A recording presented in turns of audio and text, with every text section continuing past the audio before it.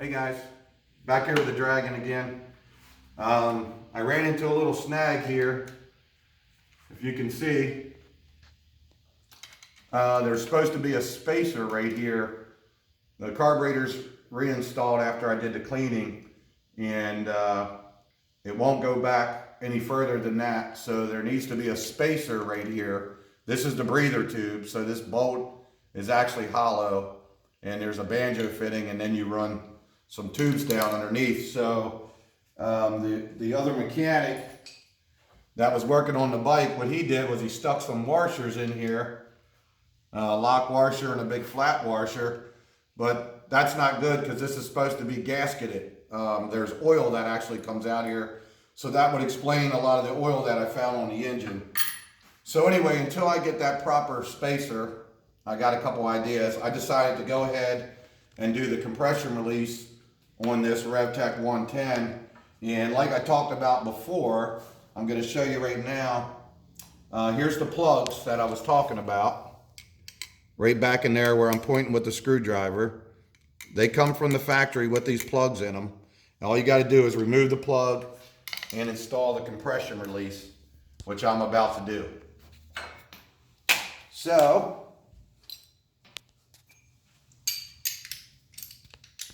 let me remove this plug for you.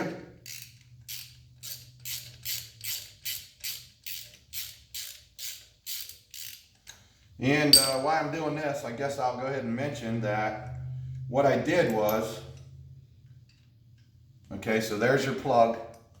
Okay, and this has the same thread as the compression release, 12 millimeter. Okay, so you set your plug to the side. And what I was going to mention was, you can see this is what it looked like before I started, and then I just removed the keeper, and then I slid these push rod tubes down out of the way so I have access to that hole.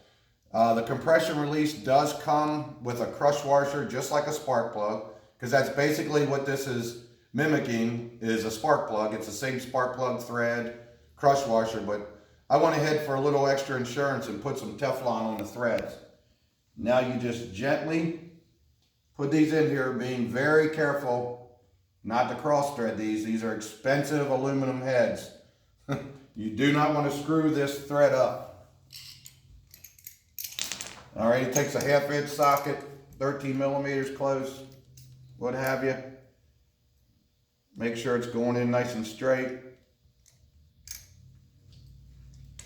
And then you just simply screw these babies in until it seats.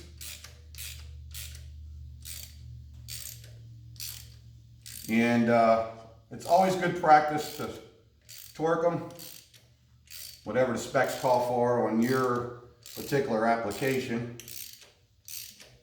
I've been turning wrenches for over 30 years, so I kind of have a built-in torque wrench. Mine's already built in. So once again, come down here and you can see the compression release installed. And how these work: before you start the bike, you just push the button in. You just push that like that, and then when you start the bike, the compression will pop it back out. Pow! And it's that simple. So I'm going to go ahead here and try to reinstall these push rod tubes. These aren't adjustable push rods, so if I need to remove them, then I would have to remove the head, which I do not want to do right now. So I'm going to try to get these lined back up. A little bit of debris there, I had to get out of the way. So I'm going to get everything lined up really good, back in its proper place.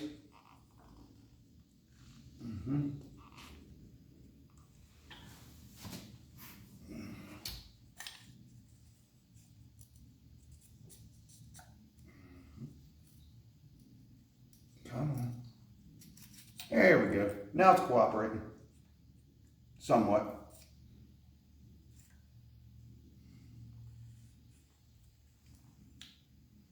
Okay. Now everything's coming together. this off here a little bit. I don't want to put it back in there like that. Okay. So let me get this one seated back up in there. All right, all the O-rings are seated again. And we'll set that up in there like that. And then you can use pretty much whatever you got handy. They do make tools to do this, but let's see if it'll work for me. Bingo. Okay, so I'm going to do same thing to the other side. It's kind of boring. You see how it works. And that's pretty much it. That's where we're going to stop it. I'll get the other side installed. I'll get my battery in here. I'll figure these spacers out. I might actually just stick some washers back in there just long enough so I can fire this thing up and make sure it runs good and all that. So, all right, guys, stay tuned and peace out.